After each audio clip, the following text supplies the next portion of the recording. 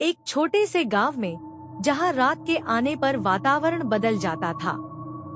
लोग कहते थे कि रात की रानी की छाया हर रात उनके गांव पर पड़ती है और सुनने में आया कि जो भी उसकी छाया में आता है वह कभी भी वापस नहीं लौटता। यह किसी ने भी नहीं देखा था, लेकिन डर की बात तो सभी लोग करते थे।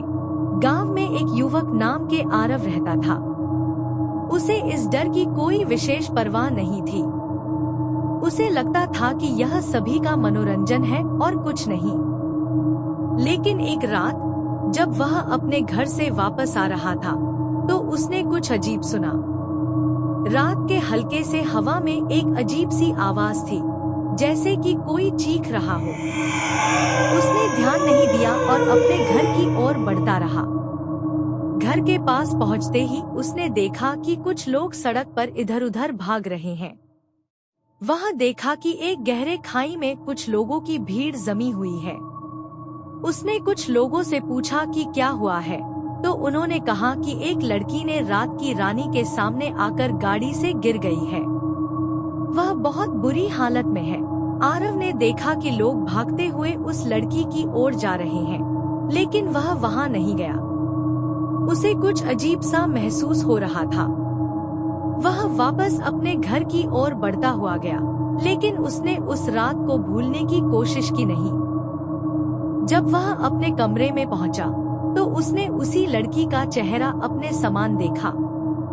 उसने जल्दी से उसे निचोड़ दिया, क्योंकि वह सोच रहा था कि वह इसे सपना देख रहा है। लेकिन उसने ध्यान नहीं दिया कि उसे वह लड़की किसी भी तरह से पहचान नहीं सकता था, क्योंकि वह उसे कभी पहले नहीं देखा था। वह आराम से सोने की कोशिश करता हुआ थक गया, लेकिन उसकी आंखें नहीं बंद हो रही थी। उसने बिना देर किए अपने बिस्तर से उठा और देखा कि क्या वह लड़की वापस आ रही है, लेकिन कुछ नहीं था।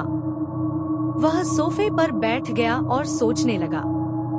अगले कुछ दिनों में उसने और भी कई अजीब घटनाएं देखी। लोग रात के अधिकांश समय में अपने घरों से बाहर नहीं जा रहे थे।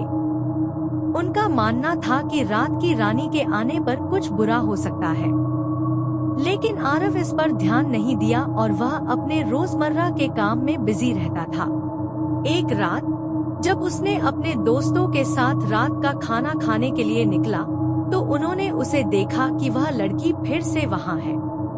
उसने उसे बुलाया, लेकिन वह उसके पास नहीं आई। उसने और ध्यान नहीं दिया और अपने दोस्तों के साथ रात का मजा लिया। लेकिन जब वह वापस अपने घर की ओर जा रहा था, तो उसने कुछ अजीब सा महसूस किया।